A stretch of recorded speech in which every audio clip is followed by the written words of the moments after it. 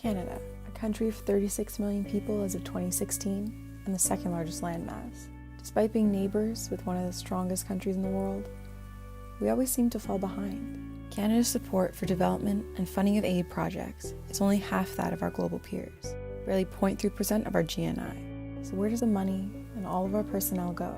There are three main areas of aid that come from Canada. The first is from both the public and private sectors. They compete with one another to supposedly give the best aid to countries in need of it, but there's a cost to that. Competition between organizations has created a fragmentation of aid and has resulted in a glorification of actions taken abroad. The goal? Obtain more donors, whatever means necessary. The second aspect of aid is the business side. Despite being about humanitarian efforts and upholding human rights, aid in Canada is one of the most important aspects to foreign affairs because it has the potential to secure multi-billion-dollar contracts. One of the largest recipients of international aid from Canada isn't a nation in sub-Saharan Africa or the developing countries of Latin America, it's China, and it has been since the 90s. As the second largest market for Canadian goods, it's no wonder why our aid goes to countries that benefit us. The third aspect is non-governmental organizations. Canada has over 500 NGOs working around the world, and each compete for funding. But powerful institutional incentives can subvert state and NGO efforts, prolonging inappropriate aid projects and promoting destructive competition among well-meaning transnational actors. Donors, like multi-million-dollar corporations or state governments, impact how aid is used and how organizations conduct their affairs abroad.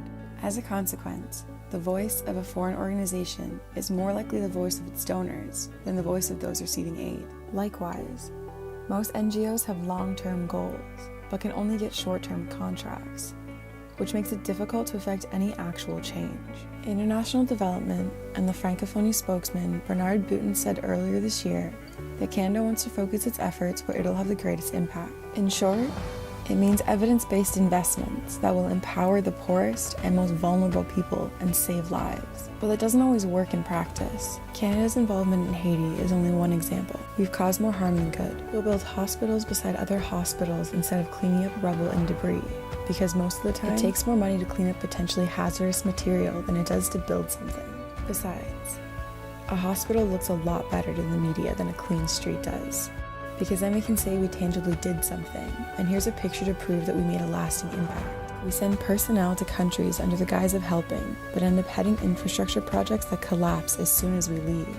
Chrystia Freeland, Canada's Minister of Foreign Affairs, stated that Canada is not the world's policeman, and that we shouldn't try to impose Canadian values across the world. We should set a standard to which other countries should aspire. If this is the case, we have a long way to go before we can be the standard for anyone when it comes to aid. Our new feminist international assistance policy maps out a new agenda for areas like peace and security. It's comprehensive, but is it tangible, or is it just a rebranding of image?